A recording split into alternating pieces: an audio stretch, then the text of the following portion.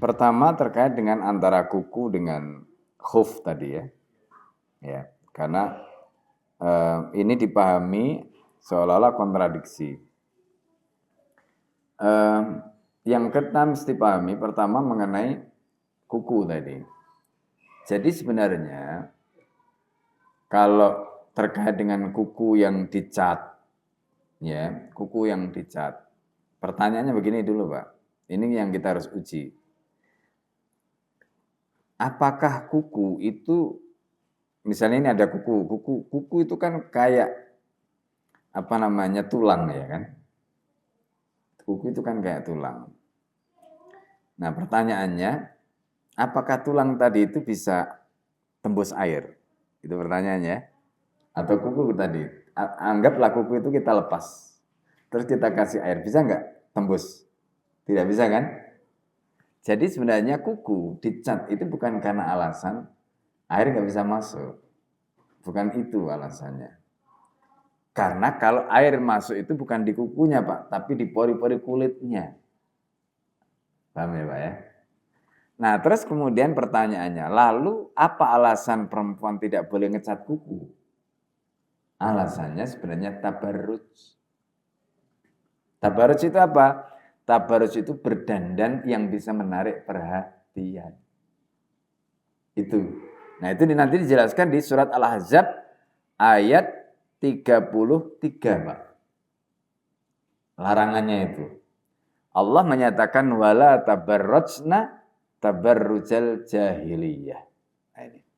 Jadi kamu wala tabarrujna dan kamu perempuan jangan melakukan tabarruj sebagaimana tabarrujnya orang jahiliyah. Tabarrujal jahiliyati al-ula yang dulu.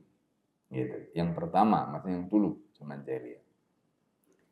Jadi itu larangannya. Nah itu masuk tabarruj. Gitu. Maka kalau alasannya nanti seperti itu, nanti perempuan itu bisa berkhilah. Loh saya wudhu masuk kok airnya? Gitu. Kalau kuku kan memang nggak akan mungkin itu. Air itu masuk kalau pori-pori di bawah kuku itu ya. Makanya kan nanti kalau ada kukunya yang kotor suruh bersihkan supaya airnya bisa masuk kan gitu. Tapi bukan karena itu alasan larangannya, tapi karena tabarruj. Oleh karena itu menganalogikan larangan ngecat kuku dengan khuf, ini kok kontradiksi, itu enggak apple to apple karena sebenarnya yang satu itu terkait dengan tabarruj. Sedangkan khuf tadi itu dibolehkan ya, dibolehkan itu juga bagian dari rukhsah, keringanan. Itu bagian dari keringanan. Nah, itu. Ya.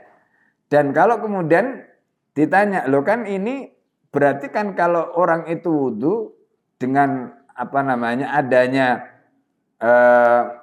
kondisi memakai khuf tadi kan berarti airnya nggak masuk pada saat wudhu. Nah itu nanti ada caranya. Jadi ketika dia memakai khuf, itu dia harus dalam keadaan berwudhu dulu, terus pakai khuf. Nah itu, jadi begitu caranya. Nah, kemudian setelah itu ketika nanti dia berwudu lagi, khufnya nggak usah dilepas, cukup usap luarnya. Nah, gitu. Nah itu aturan fikihnya dan itu dicontohkan oleh Nabi SAW. Kalau ada dalilnya berarti memang begitu syariatnya.